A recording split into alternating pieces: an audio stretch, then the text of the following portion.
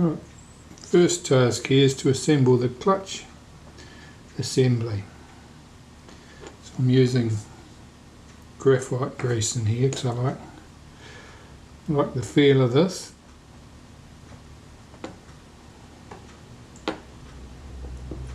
Just wipe some into the outside component.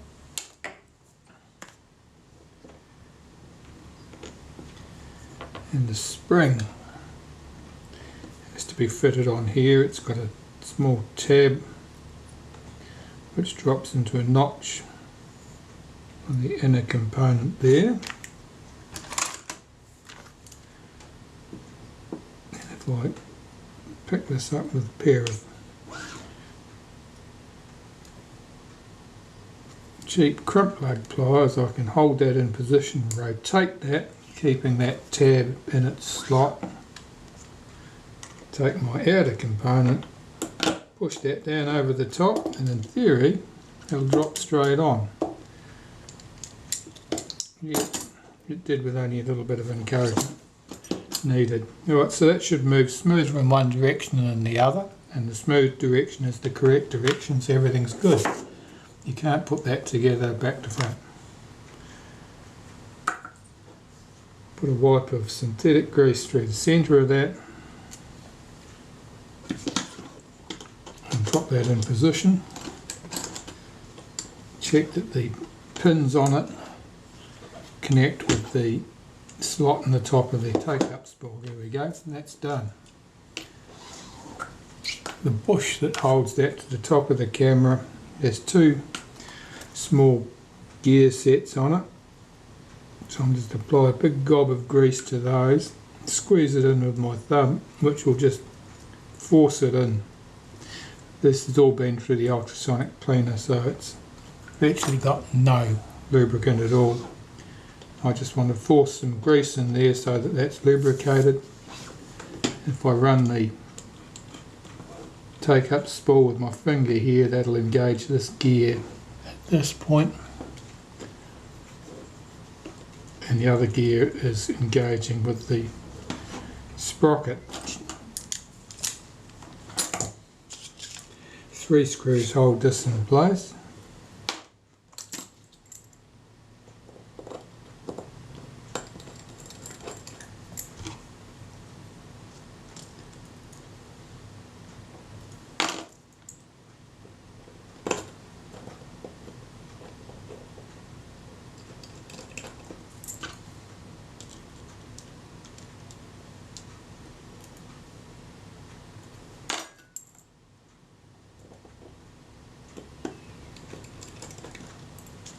Check that everything's still correctly engaged.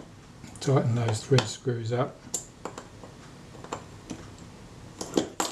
Check that everything still moves freely. So that's great. I think I'll put the rewind on here now just for the sake of symmetry.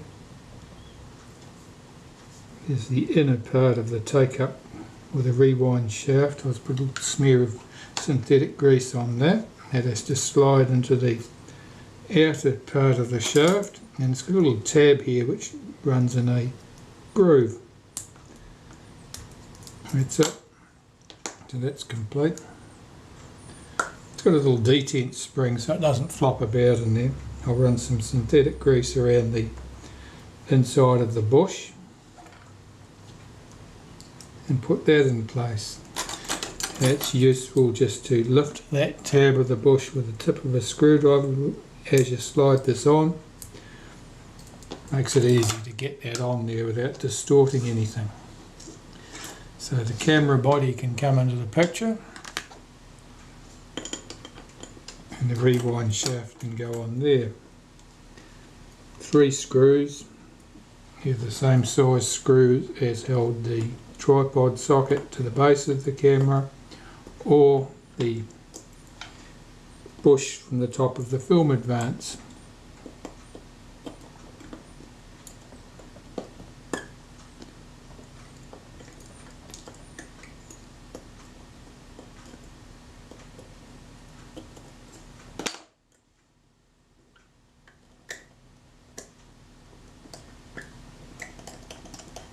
Three screws in place, Can now tighten them up.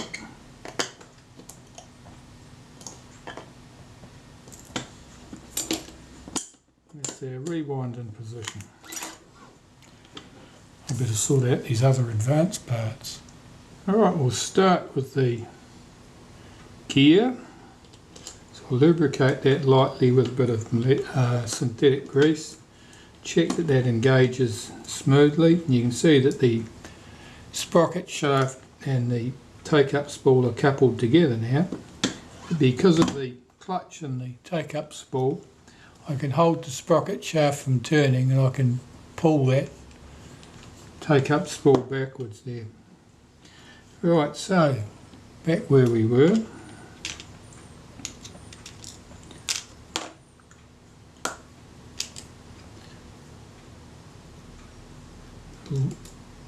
Drive dog there. I've just gave that a very light wipe with synthetic grease, just very, very light. Here's the spring that made a break for it earlier in the piece, but I've now retrieved. It took off when I was taking the camera apart. So here's the next piece that goes on. I'm just going to wipe a bit of synthetic grease on the teeth of this ratchet here. It's a bit awkward to get at afterwards. It's easier to get to the top part, not the bottom part. And this sits on there. That's all sitting roughly at rest position. That should start about there from past experience in order to get good return spring action. That looks good. Yeah, what else have we got here? Oh, we've got a little pinion, little ratchet here which stops the film advance from being able to roll backwards. That sits here like that. And I've got its spring here.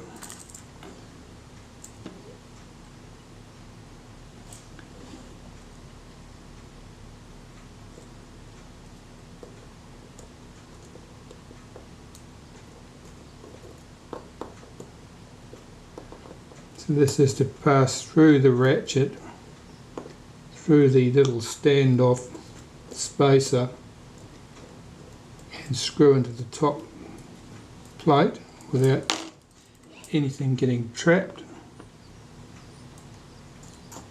It seems to move freely, and I'll swing its spring back round there. Check that that's sitting correctly in the groove at this point. It is. That's the ratchet. You can probably see that and hear it as I roll that sprocket shaft forward. Easy.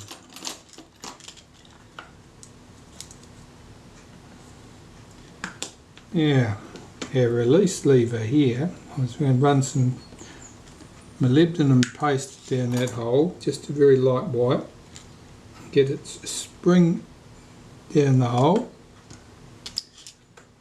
and here's the lever. This tracks the action of that ratchet both on the forward swing and the reverse spring. That's its job. Now the bracket that holds everything in place is here, and that gear on it of course has been through the cleaner and is somewhat devoid of any lubricant, so I'm just going to force a bit in there. I'll get this in place on the camera. It's held in place with 3 screws. Just a plain screw at the end here.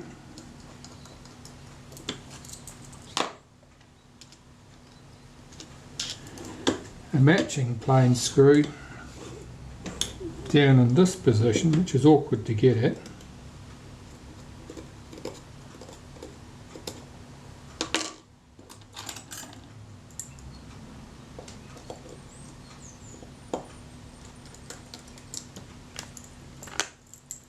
And the third screw has a shoulder on it, and that's because it holds this spring. So getting that in place is only marginally more difficult. That spring's a really odd shape. Don't get enthusiastic to square it up or do anything else that you think might be useful. It probably is meant to be as ugly as it appears. That screw's in place. The spring is good, that's free to move around that screw, and I can tighten those 3 screws up.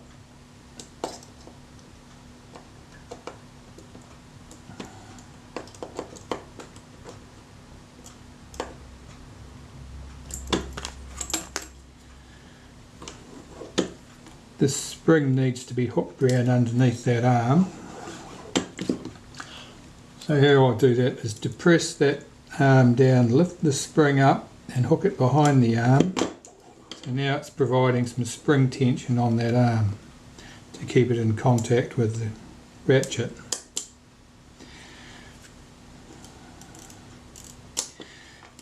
The gear needs to go on the top. There's a coupling gear here. I'm just checking that looks clean. It should be. All of these have been through the cleaner, but you never know if there was something embedded in there that's causing me grief. There's a spacer that goes on the top. Now there was also a washer that went under that, but I'm not bothering with that just for the moment. The film advance is mostly done. I'm going to fit the shutter cocking rack.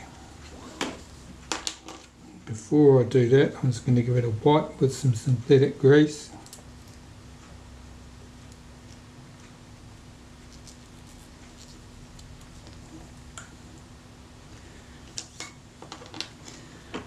And the advance here,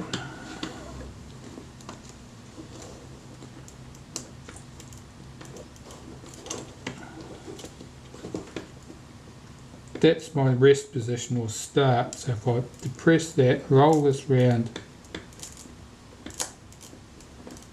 one full turn,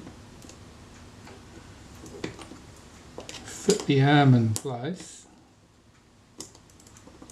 just checking what feel I've got on there. That feels good. I was checking that for tension, and I want to get my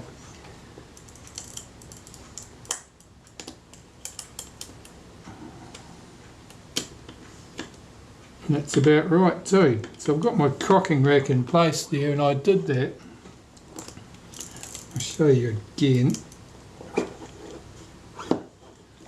So I rolled my advance right round past the normal end of stroke, and I can slide my cocking rack in there and engage it with the gear,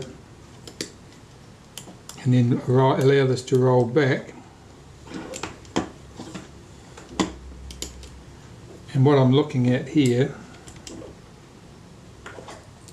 is the space visible on the end of that cocking rack, and it's about 2mm, give or take a bit. That's about right. So I swing that out at 90 degrees, it just holds there on the ratchet. That's all good to go. Basically that's fine. So the film advance mechanism is done. The shutter release I haven't dropped into the body yet. Let's see about that. Okay, so normally I just put a wipe of synthetic grease in here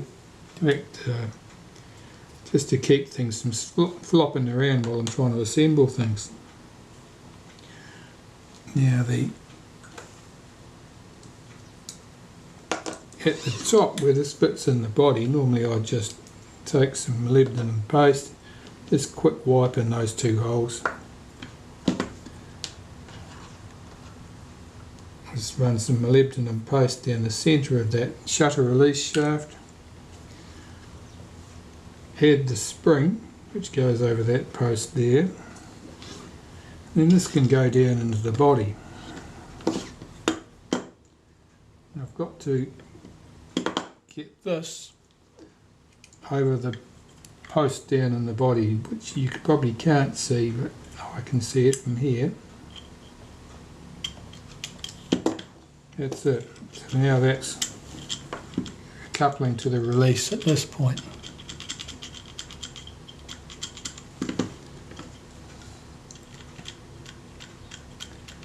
That looks good. Now the shutter release button, of course, will just sit on the top of that, and there's a little collar that sits on top which looks absolutely useless. Make sure it's present. What happens is if that's missing, your camera might work absolutely normally until at some stage it sits upside down or you tip it over or something, and if that collar's not present, it allows the shutter release to lift higher than it normally should do. And if it can lift higher than it normally should do, this shaft can rotate so that the guide pin's no longer lined up with the hole in the casting, and then the shutter release cannot be depressed. So it's most important that that little collar doesn't get lost. Well, that's looking quite good. Now there was a spacer washer went on there.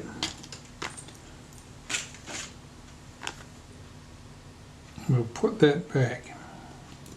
It was underneath that collar.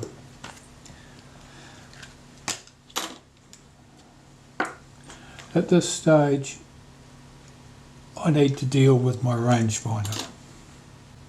Well, here's the rangefinder, and I said that the arm on this was sticky. That's in the rest position or the infinity position at the moment. The focus scale ring would normally pull the arm forward for closer focus distances against the tension of the spring. And when you return your focus scale ring to infinity, this should automatically spring back. You can see that it's moving back at a snail's pace if it's moving at all. So this is just gummed up with dried out grease. That should automatically just snap back into position like that. And it doesn't. It's just gummed up. So I've got to see if I can get this apart. So I'll unhook, pull the spring back and unhook that little post. And there's a single screw here which is going to come loose, yeah. Sometimes it doesn't want to. You've got to keep a lot of downward pressure on a good screwdriver so that you don't cam out and ruin that screw head. You've got a washer, a wavy washer, and here's the arm. Now you can see the sticky greasy mark on the base of the rangefinder, and likewise here.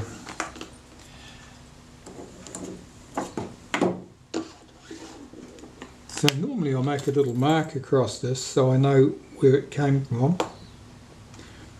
I mean, that bush is supposedly circular, as you'd expect it to be. It's a bugger making them a different shape.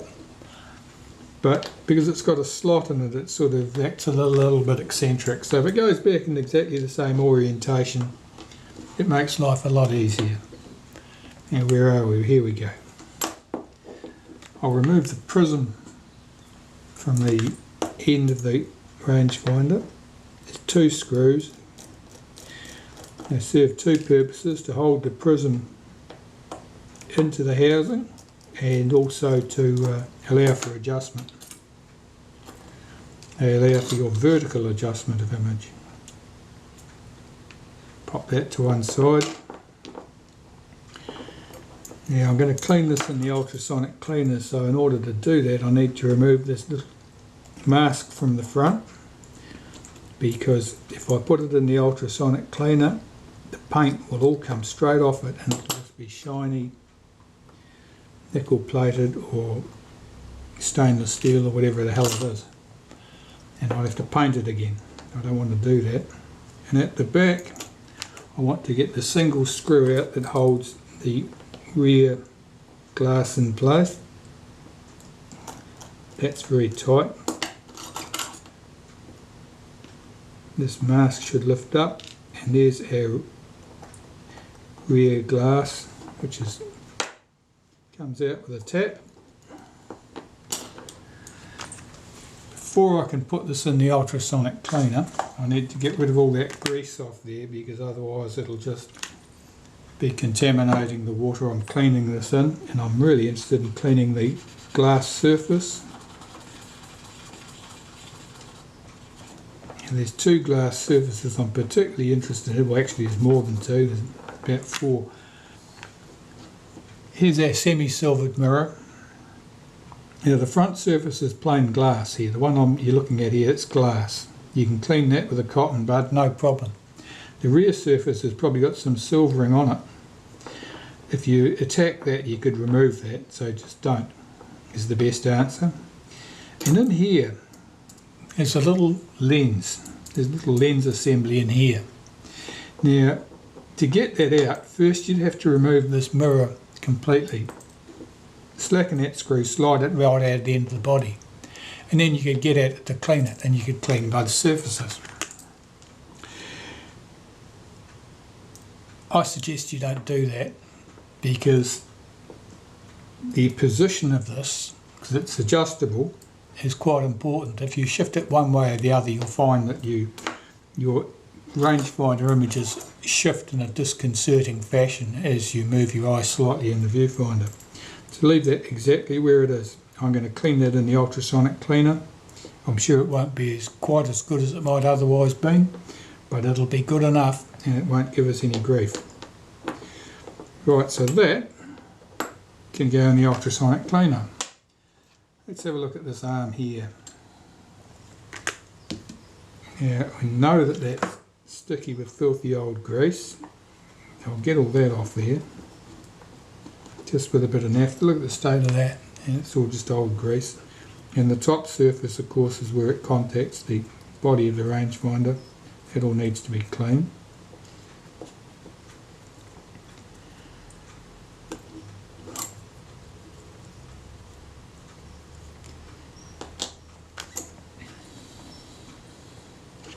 And the glass on there needs to be cleaned with glass cleaner. I'm just looking at it now. There, it is quite dirty. I'll clean that with a cotton bud and some glass cleaner in a second. The prism is silvered and it's covered in paint on that one angled face, so you can't get to that, do anything to it if it needed it. So we've got plain glass on the outside here, and on the inside surface down the tube. Those surfaces need to be cleaned. Again, cotton bud, a little bit of glass cleaner, that'll do clean up nicely. The rear eyepiece here, that's just, you know, little glass lens, easily cleaned, same way. And these nasty greasy pieces here, I'll clean these with some naphtha and a cotton bud now, so that they're clean, ready for me to reassemble things when I get to that stage.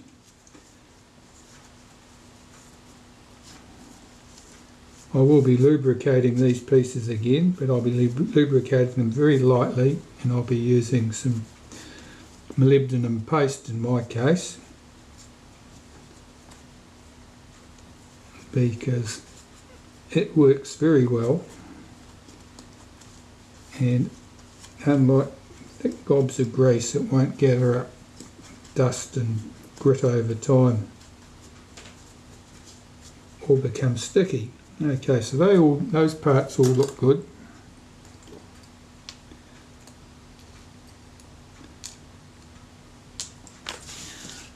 So this is away to the ultrasonic cleaner. It'll get 3 minutes in a small glass of warm water with a couple of drops of dishwashing detergent in there.